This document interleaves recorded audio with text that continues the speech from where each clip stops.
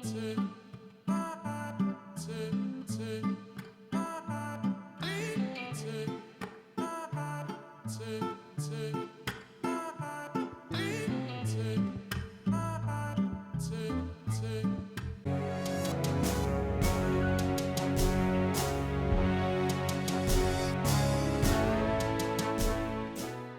ইলিশ মাছ এখানে 7 পিস নিয়ে নিয়েছি।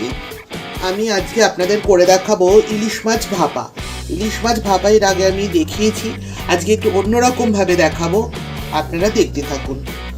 ইলিশ মাছ ভাপা করবার জন্য আমি এখানে নিয়ে নিয়েছি টুকরো করা নারকোল, সাদা সর্ষে আর 6খানা কাঁচা লঙ্কা। লঙ্কাটা আপনারা আপনাদের স্বাদ অনুযায়ী দেবেন। এগুলো সবগুলো মিশিয়ে আমি একটা পেস্ট তৈরি করে নেব। প্রথমে বন্ধুরা, মশলার পেস্টটা আমার রেডি করা হয়ে গেছে। এবার আমি মাছের মধ্যে নুন মেখে কিছুক্ষণ ম্যারিনেট করে নেব। আমি মাছগুলোতে লবণ মাখিয়ে নেব। আমি আমার আন্দাজ মতো লবণ দিচ্ছি, আপনারা আপনাদের আন্দাজ মতন লবণ ব্যবহার করবেন। লবণটা ভালো করে মাছের গায়ে মাখিয়ে নেব। সর্ষে, নারকোল আর কাঁচা লঙ্কা যখন পেস্ট করছিলাম তখন আমি সামান্য লবণ দিয়ে নিয়েছিলাম, যাতে সর্ষে বাটাটা তেতো না হয়। সেইটা বুঝে আপনারা মাছ মাখার সময় লবণটা ব্যবহার করবেন।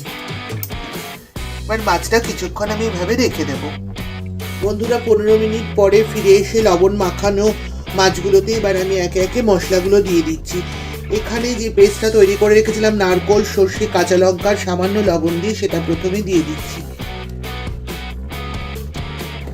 এরপর দেব চামচ হলুদ গুঁড়ো, দিচ্ছি হাফ চামচ কাশ্মীরি লঙ্কার গুঁড়ো। এবার দেব কাঁচা সর্ষের তেল।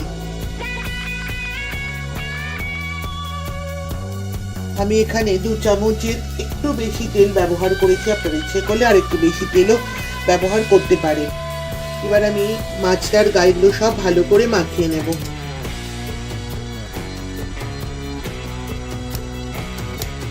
এবার আমি একটা প্রেসার কুকার নেব। এবার প্রেসার কুকারটার মধ্যে এখানে যে মাছগুলো সব মেখে রেখেছি সব আস্তে আস্তে বসিয়ে দেব। খুব সাবধানে করতে হবে, তার কারণ ইলিশ মাছ খুব নরম, যাতে ভেঙে না যায় সেদিকে খেয়াল রাখতে হবে।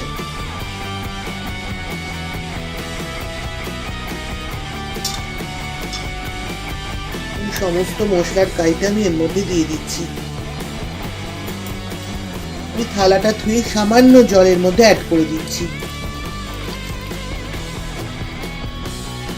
এবার 5টা কাঁচা লঙ্কা সামান্য চিড়ে উপর দিয়ে দিচ্ছি।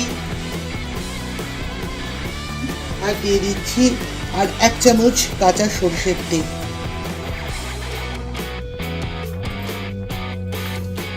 এবার কুকারের ঢাকনাটার মুখ বন্ধ করে দেব।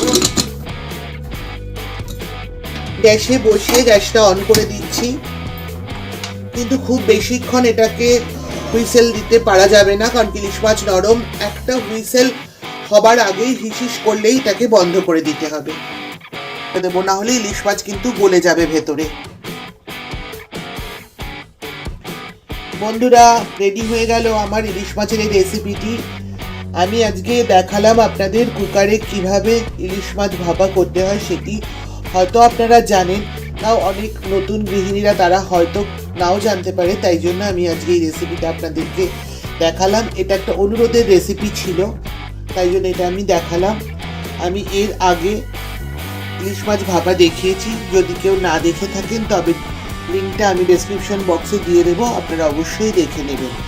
এইভাবে ইলিশ মাছ ভাপা করলে খুব ভালো লাগে খেতে, কিন্তু একটু সতর্ক থাকতে হয় যাতে হুইসেলটা বেশি না পড়ে যায় কুকারে, তাহলে মাছগুলো সব গলে যাবে। আমার এই রেসিপিটি যদি আপনাদের ভালো লাগে তবে অবশ্যই লাইক করবেন, শেয়ার করবেন, এবং যারা এখনও আমার চ্যানেলটিকে সাবস্ক্রাইব করেননি তারা অবশ্যই আমার চ্যানেলটিকে সাবস্ক্রাইব করবেন, পাশে থাকা বেল আইকনটি প্রেস করবেন। এবং যারা আমার পুরনো বন্ধু তাদের অজস্র ধন্যবাদ আমার পাশে থাকবার জন্য, আমার চ্যানেলটিকে এগিয়ে নিয়ে যাওয়ার জন্য। ভালো থাকবেন, সুস্থ থাকবেন। আজ আসি, আবার দেখা হবে এরকমই কোনো নতুন রেসিপি নিয়ে আপনাদের সঙ্গে। ততক্ষণের জন্য টাটা।